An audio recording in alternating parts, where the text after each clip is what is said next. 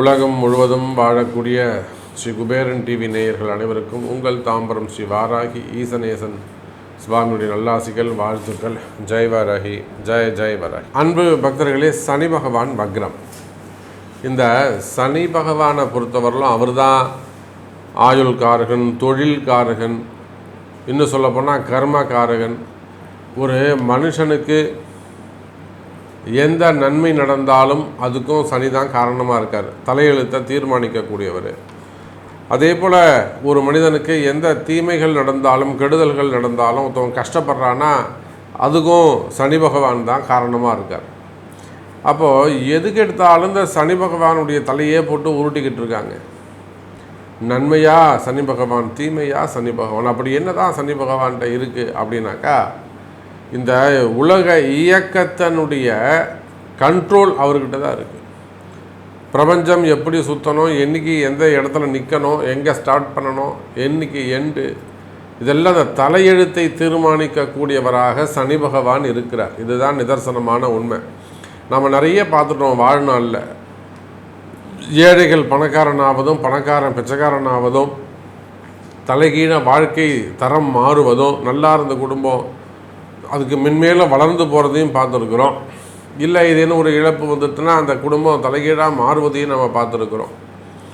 ஒரு சில குடும்பங்களில் அப்பா இருப்பார், அப்பா ஒரு திடீர்னு ஒரு மிடில் ஏஜில் இறந்துடுவாங்க.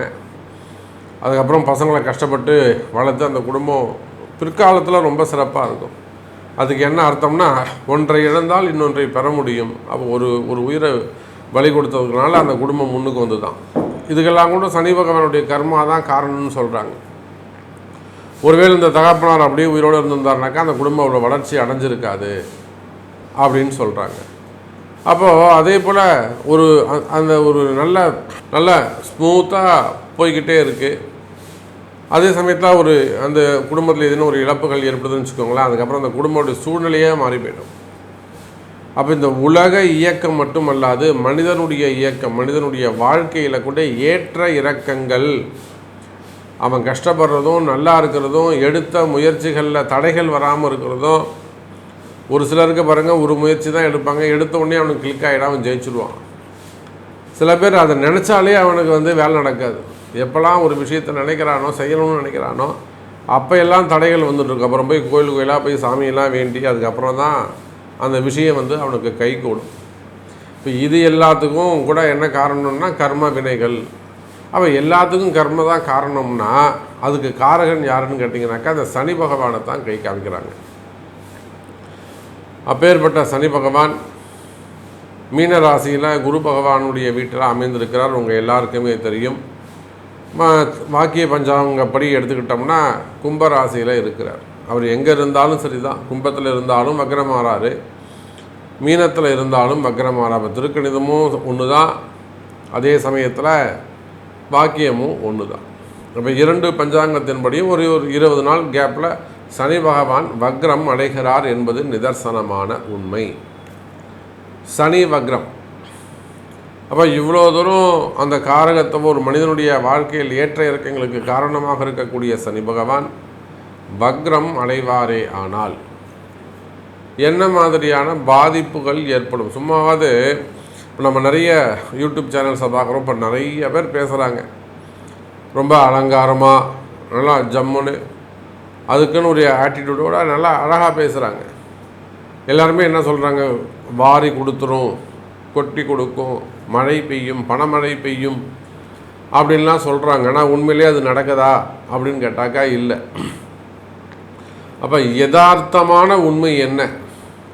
உண்மையிலே இந்த சனி பகவான் வக்ரம் ஒரு ராசிக்கு என்ன செய்யும், ஒரு மனிதனுக்கு என்ன செய்யும்?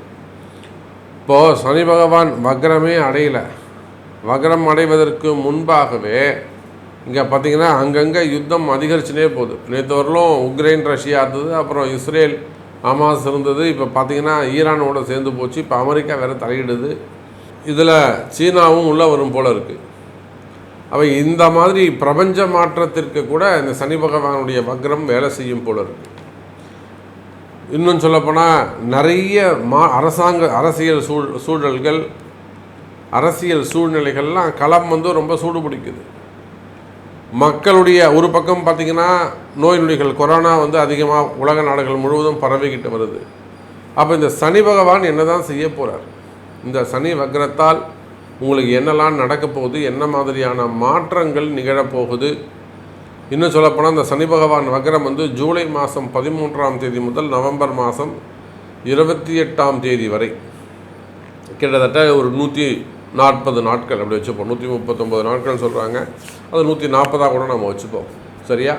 அப்போது ஜூலை 13லேருந்து நவம்பர் 28ஆம் தேதி வரை இந்த 5 மாதங்கள் என்ன நடக்க போகுது, என்ன மாதிரியான மாற்றங்கள், உண்மையான தகவல்கள் என்ன அப்படிங்கிறத பார்த்துடலாம் பாருங்கள். வக்ரம் பெற்ற சனி பகவானால் நார்மலான ஒரு மனுஷனுக்கு மனிதனுடைய வாழ்க்கை நிறைய ஏற்ற இறக்கங்களை சந்திக்க போகுது.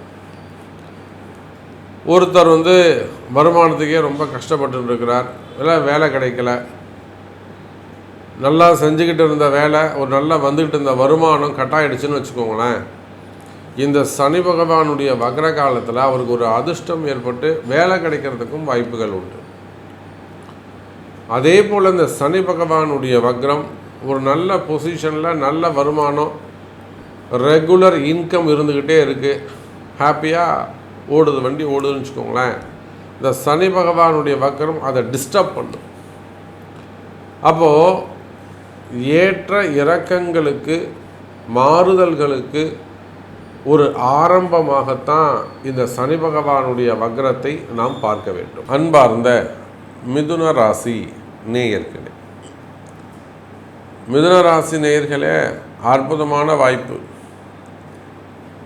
ராசிக்கு 10ஆம் இடத்தில் இருக்கக்கூடிய சனி பகவான் உண்மையிலேயே இப்போ நம்ம மேஷராசிக்கு பேசணும், ரிஷபராசிக்கு பேசணும், அவங்க எல்லாருக்குமே கூட ஒரு எச்சரிக்கை, கவனம் தேவை, ஏமாற்றங்கள், இப்படி தான் பேசணும்.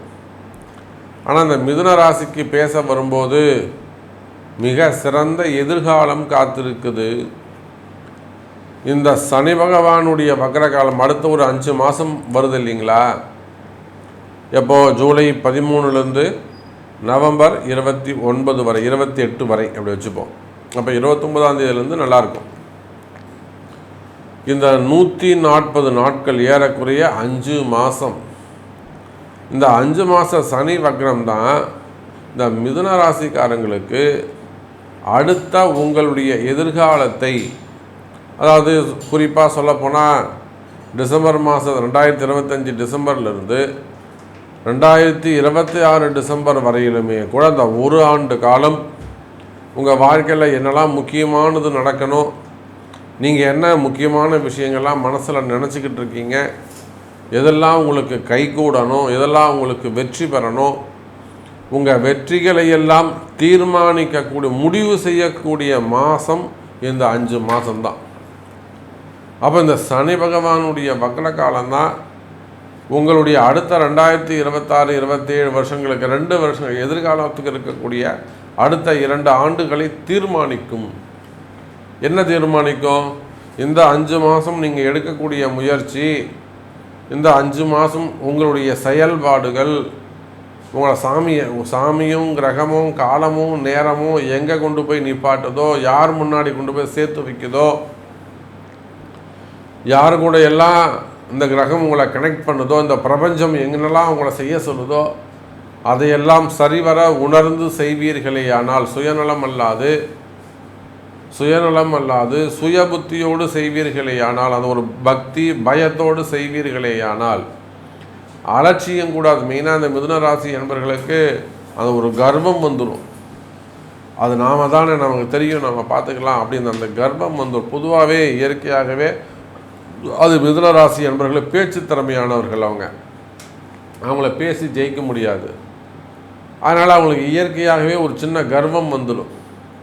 ஆனால் பாருங்கள், மிதுன ராசி அன்பர்களே, அந்த மாதிரி அலட்சியமாக இருக்கக்கூடாது, கர்வமாக இருக்கக்கூடாது, பணிவாக நடந்து கொள்ள வேண்டும். அதே சமயத்தில் பிரபஞ்சமும் காலமும் நேரமும் உங்களுக்கு என்ன எடுத்து சொல்லுதோ அதை உன்னிப்பாக கவனித்து, இந்த காலமும் நேரமும் கிரகமும் உங்களை என்ன வழி நடத்துதோ அதை சரிவர செய்வீர்களே ஆனால் எதிர்காலம், நீங்கள் நினைக்கக்கூடிய எதிர்காலம் உங்கள் கையில் வந்து சேரும். தானாக நீங்கள் எங்கேயும் ஓடி போவேணாம், தேடி அலைய வேணாம். நீங்கள் நினைக்கக்கூடிய எதிர்காலம் எது உங்களுக்கு வேணும்னு நினைக்கிறீங்களோ அந்த எதிர்காலம் நீங்கள் உட்காண்டிருக்கிற இடத்தை தேடி வந்து சேரும்.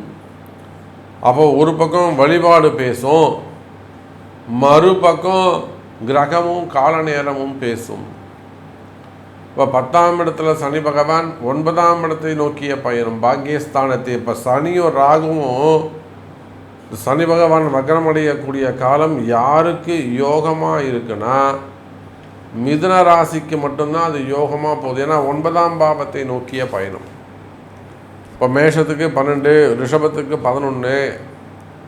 ஆனால் நம்ம மிதுன ராசி அன்பர்கள் மட்டும் அது யோகமான சனி வக்ரமாக அமைகிறது. ஏன்னா சனியும் ராகுவும் தொடர்பு. இந்த சனி ராகு நினச்சாங்களா அவங்கள ஒரு தூக்கி விட்டுருவாங்க. ஒரு உயர்ந்த இடத்துக்கு ஒரு உயர்ந்த ஸ்தானத்தில் கொண்டு போய் விட்டுடுவாங்க, உச்சத்தில் உட்கார வச்சுருவாங்க.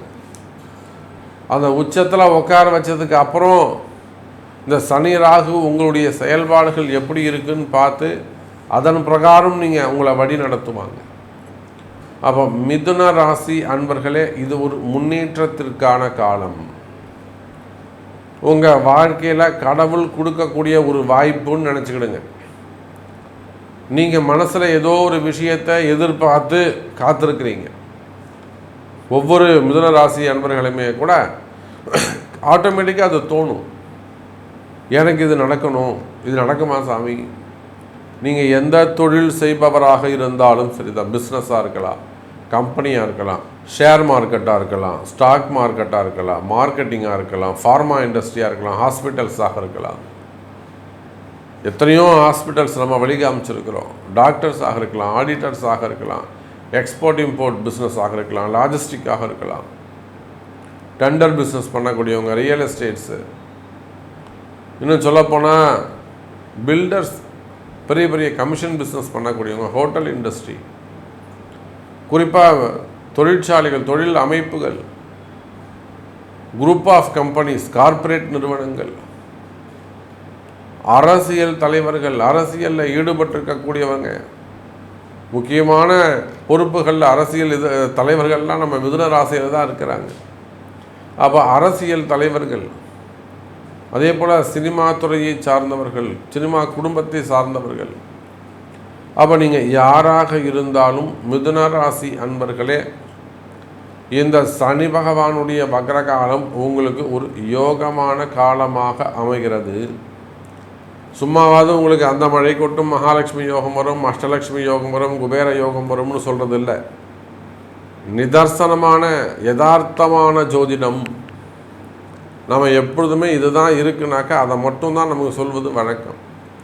அப்போ மிதுன ராசி என்பவர்களே, உங்களுக்கு இருக்கக்கூடிய கொஞ்சம் கொஞ்சமாக இருக்கக்கூடிய கஷ்ட நஷ்டங்கள், தொழில் நஷ்டமாக இருக்கலாம், குடும்பத்தில் ஒரு கஷ்டமாக இருக்கலாம், குடும்பத்தில் ஒரு டிவோர்ஸ் நடந்திருக்கலாம், அல்லது ஒரு பிரிவுகள் ஏற்பட்டிருக்கலாம்,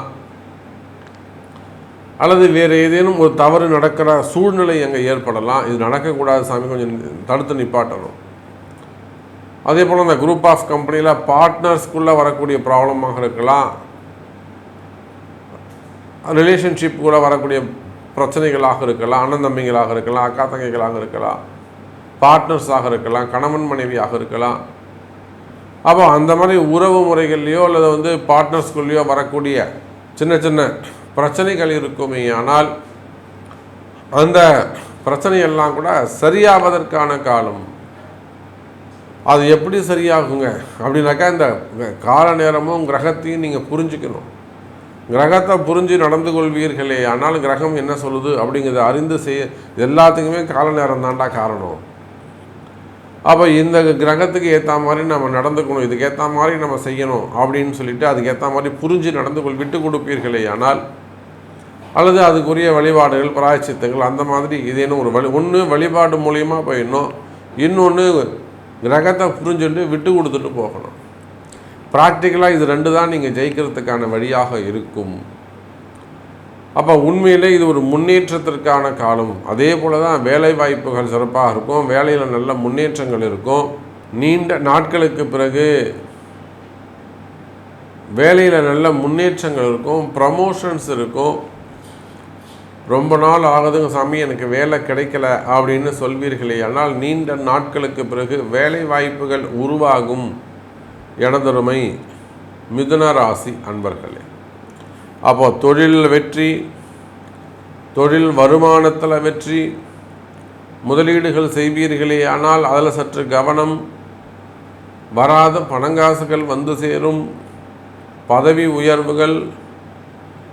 கவனமாக சரியான முறையில் கிரகம் சொல்லும் பிரபஞ்சம் சொல்லும் வழியை கேட்பீர்களே ஆனால் இந்த சனியுடைய வக்ரம் அடுத்த 2 ஆண்டுகள் உங்களுடைய எதிர்காலத்தை தீர்மானிக்கக்கூடியதாக அமைகிறது என்பதை சொல்லிக்கொண்டு மீண்டும் ஒரு அற்புதமான பதிவில் உங்களை சந்திக்கிறேன். நன்றி, நமச்சிவாயம். ஜெய் வராகி, ஜெய ஜெயவராகி.